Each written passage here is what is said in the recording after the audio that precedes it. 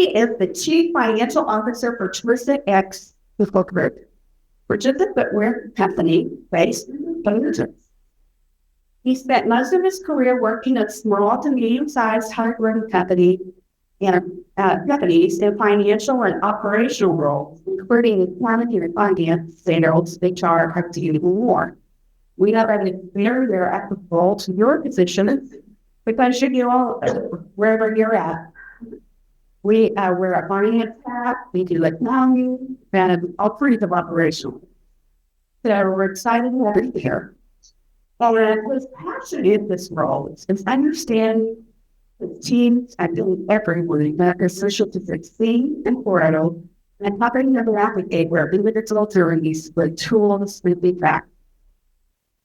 Jeff has a BBA in planning and a degree conflict resolution. We all learn some. And is currently in process to receive a certification as a mental monitoring coach.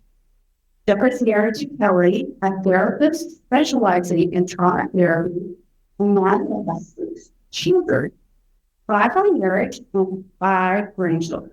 That's likely accomplishment for job.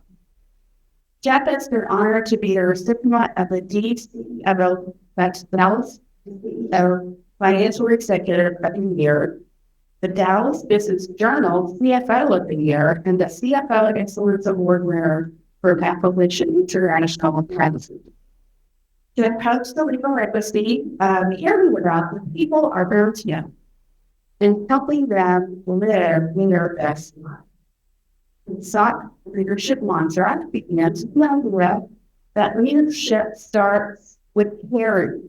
In his free time, he's either deliver my vision or daydream. We've been following Jeff on LinkedIn, and we're going to have benefit to grow. Great separations, however, for the older, it would takes time to us, and I'm glad that we'll be inspired by this break. So I'm giving a round of welcome.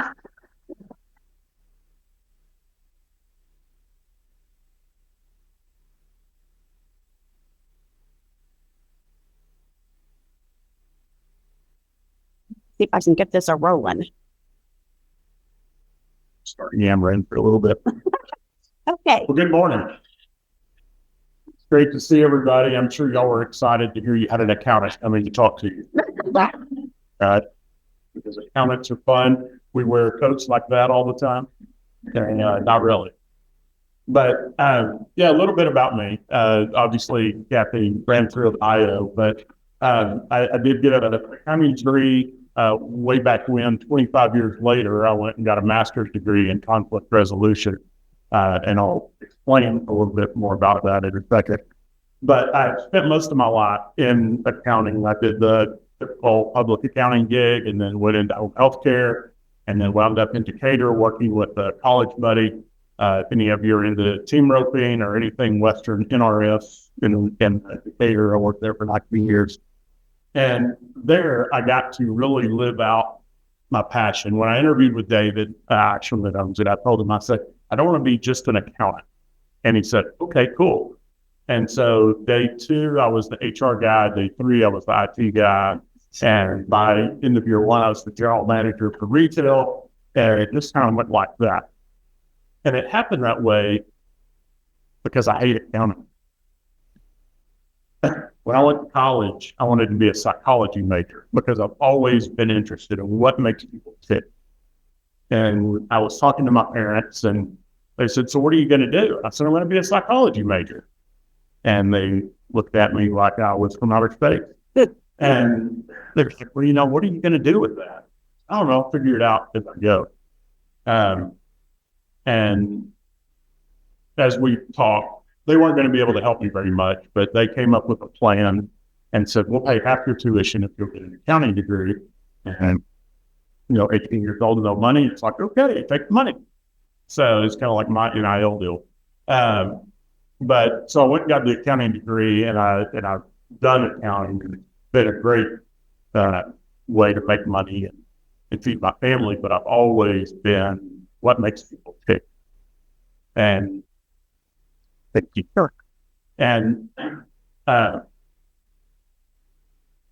one point, I just thought, how do I help people more? And so when I was at NRS, I started a program. I called it LEAD, LEAD, which was Leadership Enhancement and Development. Now, I'm no expert on leadership, but I think it's one of the most important tools that we have in our roles. And so I learned as I went, and I just had several books that we read, simple books, Ken Blanchard books, Spencer Johnson, Who Moved My Cheese, those kind of things. And I would walk in and just throw out a question and let everybody else talk. It was fascinating. And I had people from store managers down to the receiving floor in groups together. We did it in groups of 10. And it was just fascinating to see how they all came together and learned together and realized that in my experience isn't everybody else's experience. And that was a fascinating time for me.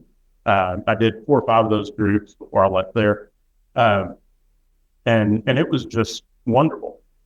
During that time, sad note, but I got a divorce. And so I had time on my hands, and I thought, hey, I want to go back to school and get a master's. Because when I went through college, all honesty, I graduated with the lowest GPA you could have, get an accounting degree, because I didn't like accounting. So I thought, I want to go back and prove to myself I can do better. So I was going to go back and get a master's, found this conflict resolution program, did really well in it, made the grades, but more than made the grades, it filled my soul. It gave me something I was looking for of how do I interact better with people? How do I help people move forward? And so in that, I started incorporating some of the things I learned, and then I'll talk about in a minute, into that program. And just, again, watch people blossom as we work together. Ended up leaving there, did a little stint with Bloomer Trailers. If anybody watches Yellowstone, you saw Bloomer Trailers, hauling all the animals around. Left there and went to work for Ariat as a sales rep.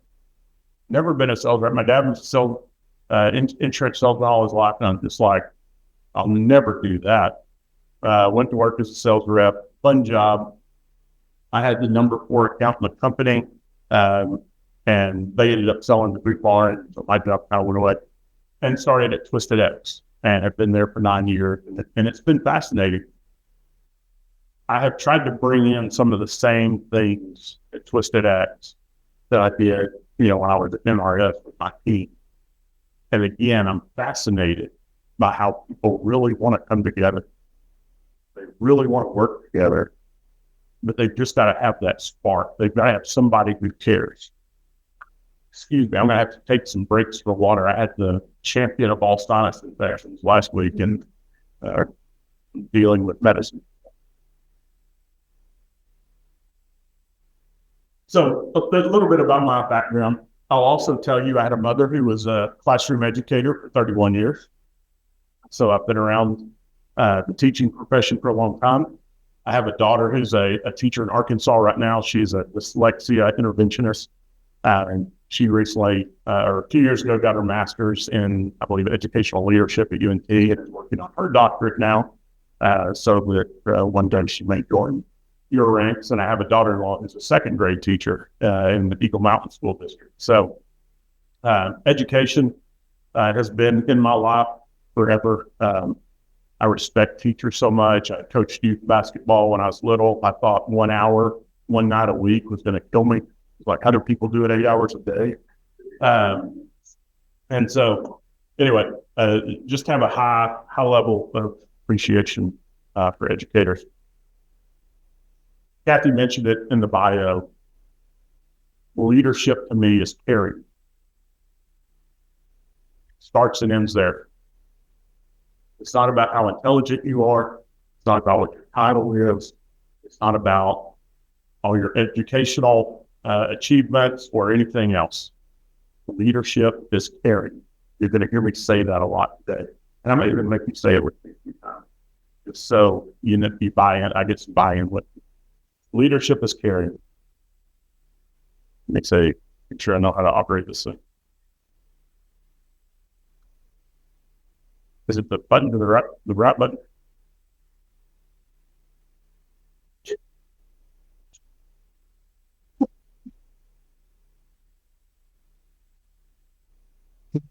Is it this little thing? Who should be like them? Which one? Is it this one? That's it. I think I'll check it out. There's always, yes. Check it out and stick it in. There we go. We only have so many plugs. Sorry about that. There we go. There we go. Okay. So, Kathy mentioned my leadership mantra, which I saw hers that she put together for this year. She has 4 points. I have 4 points. They really cross over a lot. I just say mine a little bit differently. I have to do something that's easy to remember, so I put on socks every day, so I remember socks. Leadership's caring. It's caring about yourself, emotionally, spiritually, physically. Caring about others. Care to create that engaging and edifying environment where everybody grows, where everybody succeeds.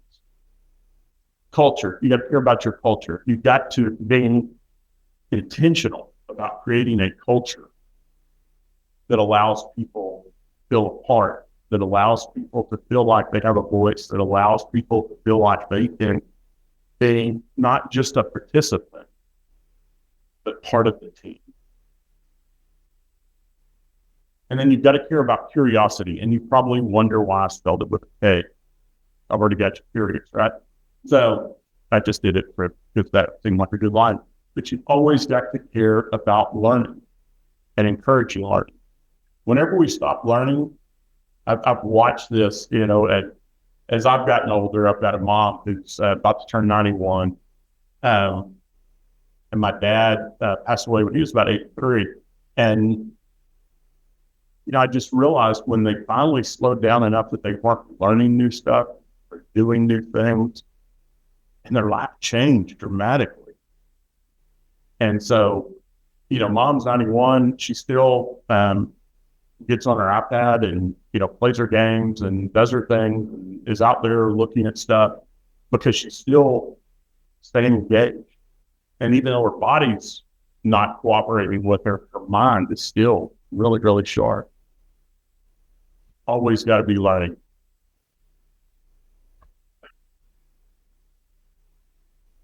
I saw that y'all's January focus was about leading others. So I want to talk about some ideas with leading others. Again, I've got the master's in conflict resolution. I tell people all the time, I have a master's in conflict resolution. I have not mastered conflict resolution. There's a difference. And part of that problem is with conflict, there's an emotional side of it, right? So I was sick all week last week. I've been on the road since Saturday. I've spent about 8.5 hours at home in the last 4 nights. And I got home last night and my wife was like, the kitchen's a mess. Now for her, that's just something that she says because it crosses her mind. I hear the kitchen's a mess. And I'm like, I've only been here for 45 minutes. I haven't had time to clean it up, right? We hear things the way we hear things sometimes. And so when we start dealing with conflict, this idea that leadership is caring is something that's very important to try to get in the forefront of your mind, because it's easy to get defensive. It's easy to hear things the way we hear things. Couple of quotes. If civilization is to survive, we must cultivate the science of human relationships, the ability of all peoples, of all kinds, to live together in the same world of peace. Easy, right?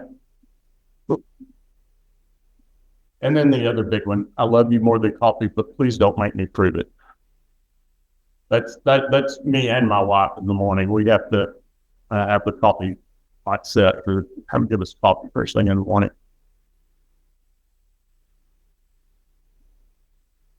Leadership is caring. So when we get into conflict, which never happens when you're leading a school campus, right? No problems with parents that we just talked about. No problems with students. And the teachers are all well behaved and follow your direction. we talk about the conflict iceberg, and you hear that concept of the iceberg in a lot of different ways, but it certainly applies in conflict where there's what you see and there's what you don't see. And when we talk about conflict resolution, we talk about issues, positions, and interests. Issues or whatever the conflict is. And then the position is the position you take and the position I take. Where are we coming at this from? But what really matters are the interests. What's really driving it down below? And so this chart, I mean, it's got a lot of words on it, and but the idea is just remember, whenever conflict exists, the first thing you see or the first thing you hear probably isn't the real issue. The real issue is going to have to be fleshed out. When I was in my conflict resolution program, we had to take some cases of conflict that had happened in the courts, and we had to role play them. We didn't know the answer to what happened. One of us had to be the mediator, one of us, the two other parties. And I'll never forget one, and I'll try to be quick about it, but it was a family that mom had died, dad had remarried, kids never liked, new wife, thought she was a adulterer. Dad was very wealthy. Dad now dies, leaves a lot of money to new wife. Kids are mad because they think she gets too much money. And so there's a lawsuit. Finally get to mediation. And during the course of the mediation, the conversation keeps digging down into what is really going on here. New wife is upset because kids have always treated her like a gold digger. Kids are upset because they've really never gotten to know new wife and what her motivations are. At the end of the day, they all agreed to donate a bunch of money to dad's former college and name a building after him. And the kids agreed to spend more time seeing new wife, now as a widow. They thought it was all about money, but it was really about the memory of dad and how they all wanted to remember her husband and their dad. And that's what happens in conflict so often. We get to fight over something we see up here, and there's all sorts of stuff going on down here.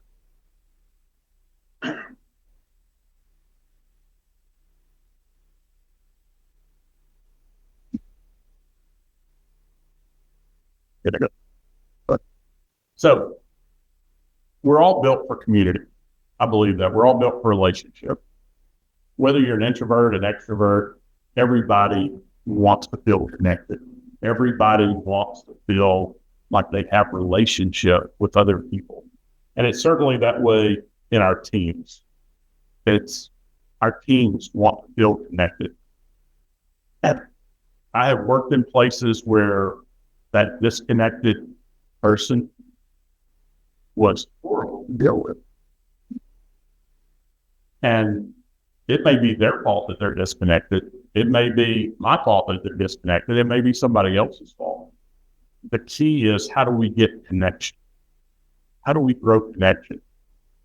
And a lot of that comes with what our leadership style is. Again, I go back to that intentionality of culture.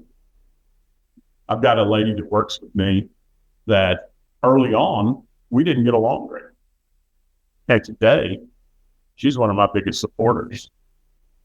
And it all came through just what's important,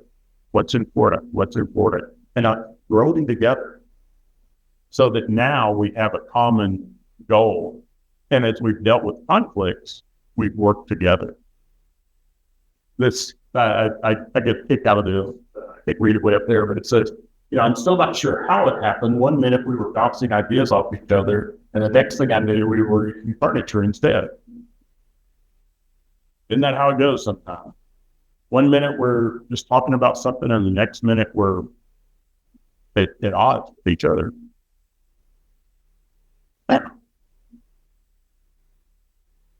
In conflict resolution, we use what's called the dual concern model.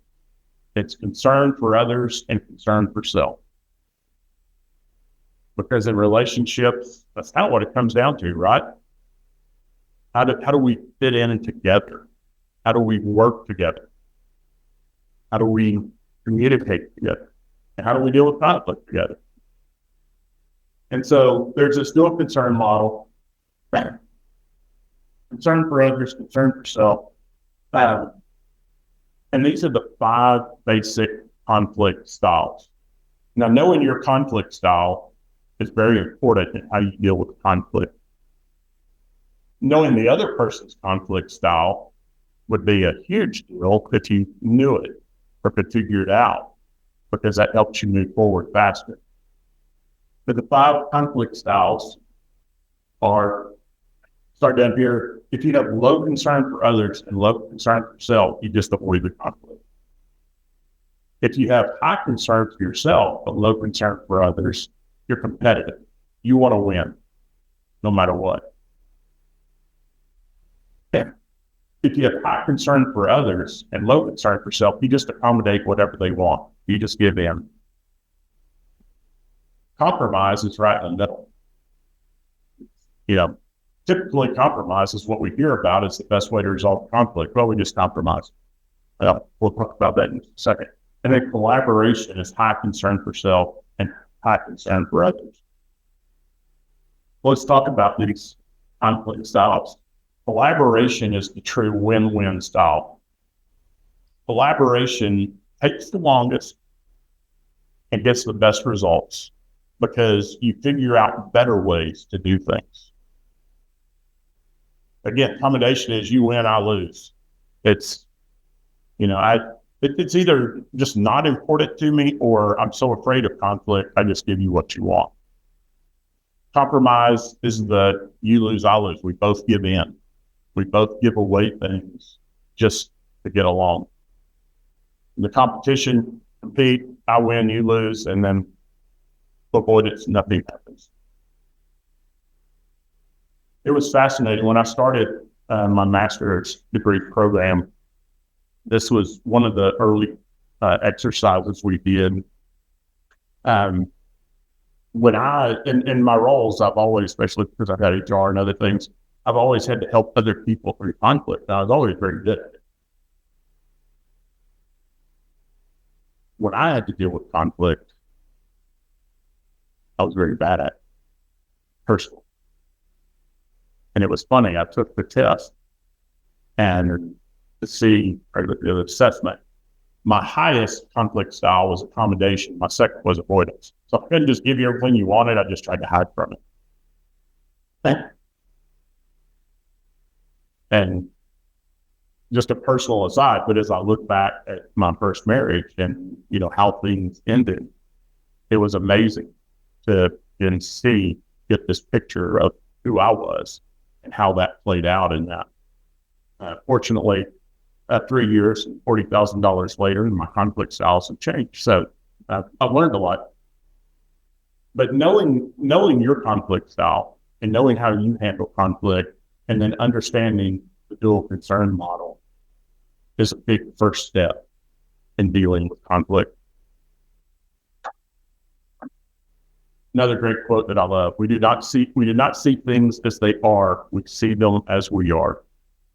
Again, so often conflict starts with high concern for self. Where am I in this conflict? What do I want in this conflict? What means the most to me in this conflict? And that's often how we see conflict when it starts. You may have heard me say leadership is caring, right? Everybody say it with me one time. Leadership is caring. Thank you. Another big thing I learned during my process in the master's program, we had to take personality assessments, and we did Myers-Briggs. I know there's Enneagram, there's tons of them out there. I've taken a lot of them in my history, and they always came. I got done, I turned it in, and they said, "You didn't do it right," because these things don't go together. My aunt was this huge proponent of this one thing. And she told me I lied on the answers. It was like, I didn't lie. That's just what it was. I I told my professor, hey, I'll take it, but these things never come out right. And it's going to tell you I'm something I'm not supposed to be.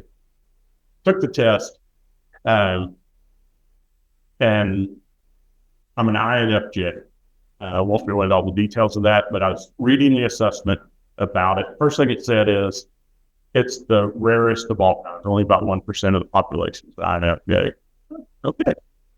So I read further, and it said, you operate in what looks like chaos to everybody else, but it makes perfect sense to you. And if you could see my desk, you would understand why I appreciated that comment so much. So I operate in piles. Everybody walks in and goes, I don't even know where anything is. I'm like, what do you want? I'll find it for you.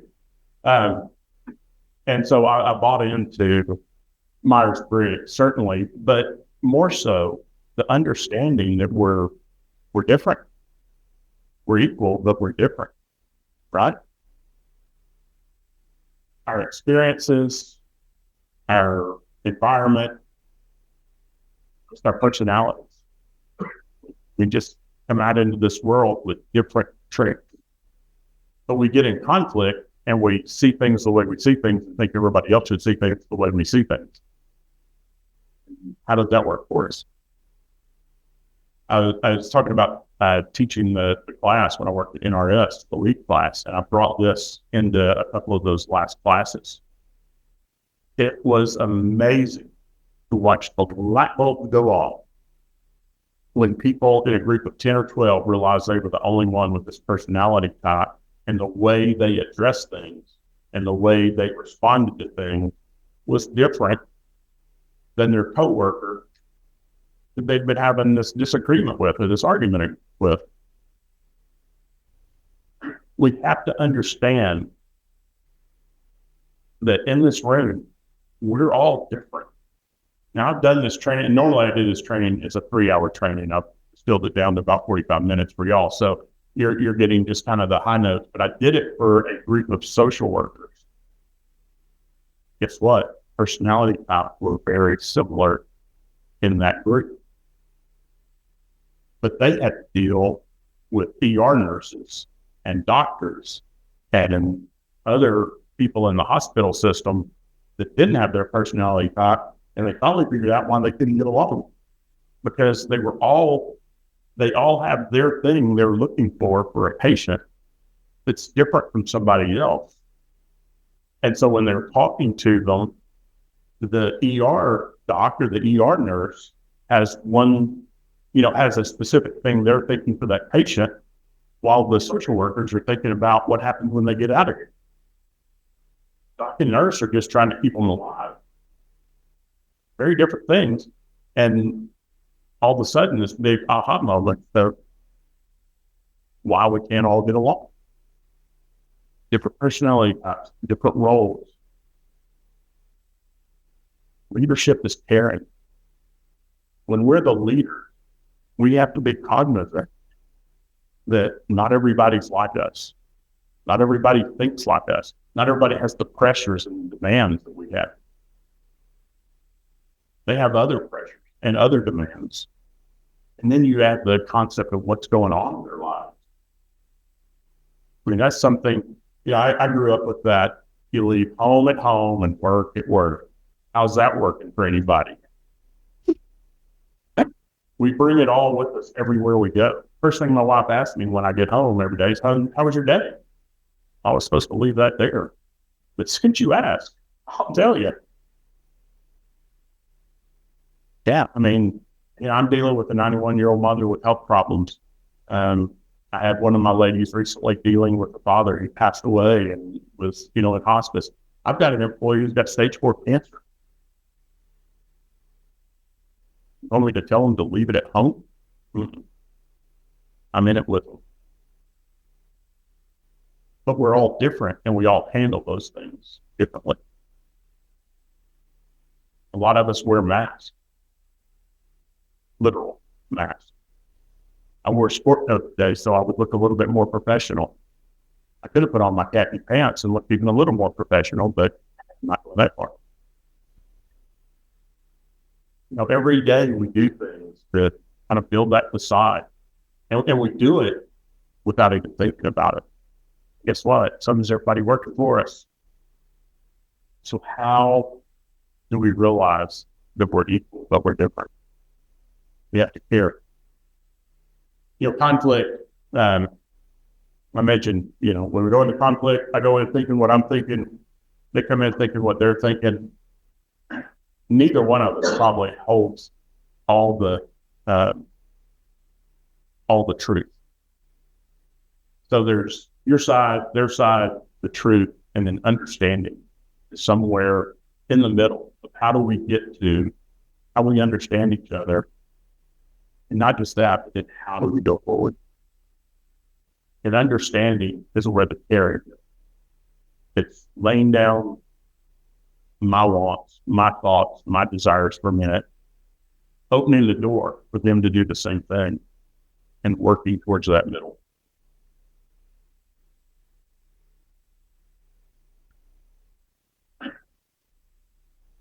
So I'm distilling 3 hours into 3 short steps that these are really common sense, but if we get in conflict, common sense sometimes goes out the window, right? Because emotion kicks in. The first thing you have to do is practice active listening. Everybody knows what active listening is. It's listening, it's repeating, it's did I hear you say? It lets people know you're really listening to them, to hear what they have to say instead of planning what you're getting ready to say. The best sites I've ever been in are the ones where you go ahead and start talking, but the whole time I'm going to be thinking about the fireball and fix something like that. Grab it. I'm good at that. And again, I have a master's in conflict resolution. I haven't mastered it. Did I mention that? Most everybody has heard Stephen Covey first seek to understand and then be understood. One of the greatest principles ever, and one of the key stones of dealing with conflict with other people. Do you really understand where they're coming from? And as leaders, leadership is caring. Do we care enough to really know where they're coming from? To really understand what's driving? Remember that iceberg, getting down to the interest. What's really down here? And it's usually some sort of fear of something that may or may not be real. It's usually something that is a past experience. This happened to me before, and it's going to happen to me again. It's things that come out of the past. I'll even say come out of the dark because the iceberg is down low. That's usually what's driving a conflict. How do we understand that? We start by active listening. We start by paying attention. Start by letting them know what they have to say. And we understand that. And then again, and this is really part of active listening, but it's a big step of repeating what you heard to clarify. So it's not, you said this.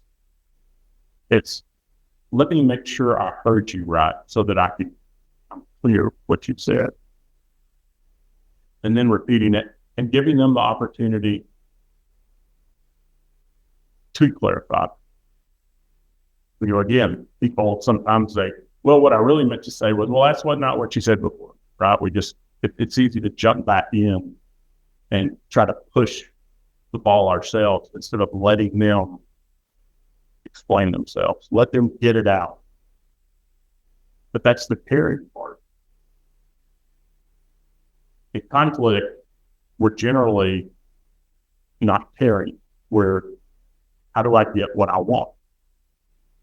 And to be a great leader, be able to exhibit that caring mentality as you deal with a conflict, it not only allows you to get through the conflict, it will allow you to build bridges, to collaborate, to create a connection, a relationship with that employee or group of employees or parents or students that lasts a lifetime.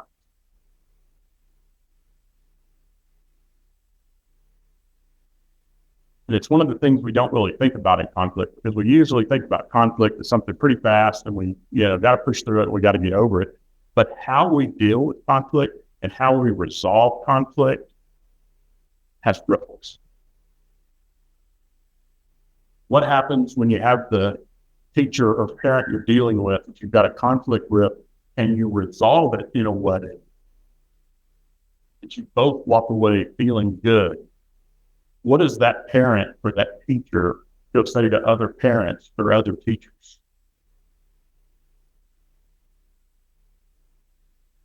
And then what have you taught them to do in their life? By caring.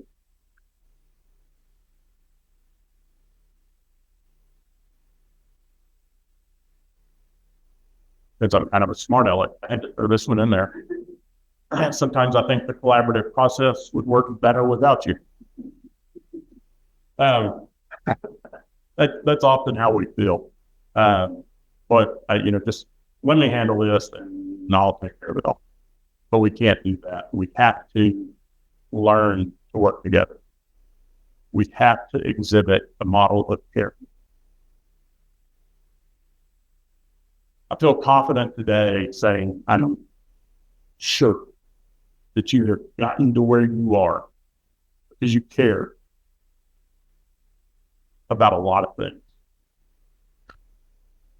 Care about the quality of education, which is important. You care about people. What's going to keep this world together? I have a good friend, former military, played football with Kent, Jake Schick. Jake,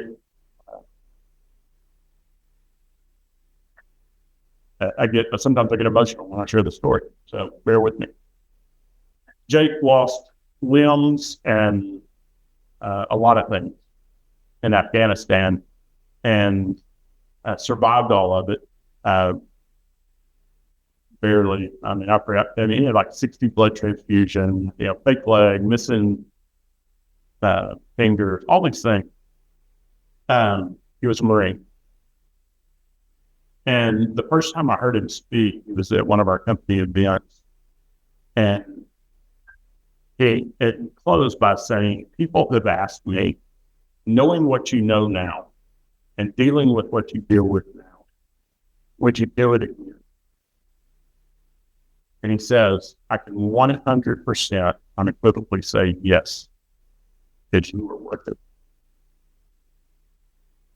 But when you have a guy who lost body parts, nearly lost his life, tell you he would walk back into that,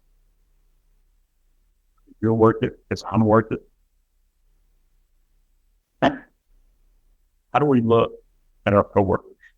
How do we look at our family? How do we look at our students and our parents and our organizations, whatever we're doing?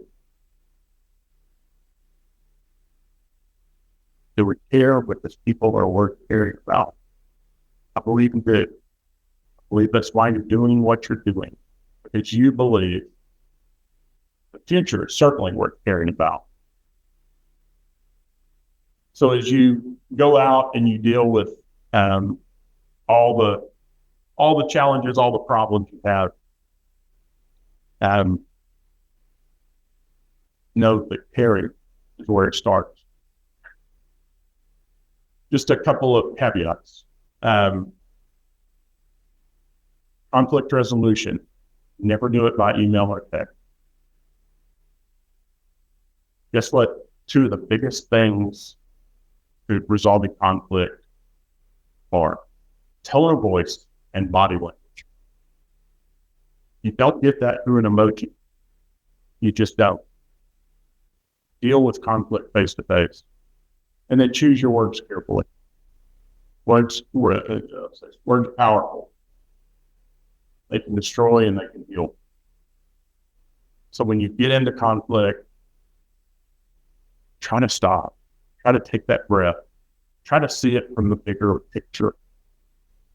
But know that to resolve this, I've got to be caring. And then finally, conflict truths. They're inevitable, right? We're going to get in conflict. The last spot I almost got in, I didn't, was coaching baseball because I wasn't pitching Johnny enough. And Dad, who was like 5'7" and 140 pounds, wanted to meet me in the parking lot. There's no good answer for this. We got past it. But yeah, just like we have to know I cared about little Johnny. If it wasn't because I didn't think little Johnny was a great baseball player, it's that day. Felt like somebody else needed to pitch. People need to know here. Skills are not innate for conflict resolution. They really aren't. Like I said, I spent 3 years and 40 grand learning them to change my conflict styles. Some of it is innate, but you have to really think about the process. So learning how to address it is important. And then finally, successfully address conflicts creates better relationships. I talked about that earlier. Just the impact you can have on people long term, the ripples you can create by resolving conflicts successfully. Building relationships by addressing conflict is caring.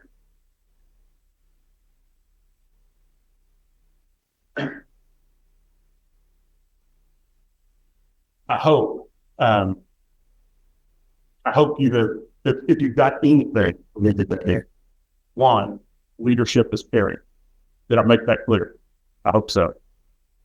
Two, I have a passion for talking about conflict resolution. I've got to do this training in multiple arenas, and I get to say I'm an international conflict resolution trainer. But I actually got to go to Canada, and I do it for a group there. But this has been so important in my life to learn how to effectively deal with conflict and to not be afraid of it, to respect it for what it is, but to not be afraid of it, knowing that we can create something better by addressing conflict. Easy to put our heads in the sand, right? I just ignore it, it'll go away. No. It's good stuff. And then third, and I've said this already, each of you are in a position to not only prepare the future that's right in front of you, it's going to make sure the way we're today, but the things you do will impact generations. The things you do will impact your students, children's children. You have that much power. Things you do. Your interactions and how you deal with people and how you care about people and how you lift them up, how you help them through conflict, how you help them win, how you lead others in whatever capacity it is. You have the impact. You have the ability to impact generations. What a gift! What a gift! I wish you well on that journey, and hope you benefited by this today. But thank you for what you do. I feel honored to be here with y'all today.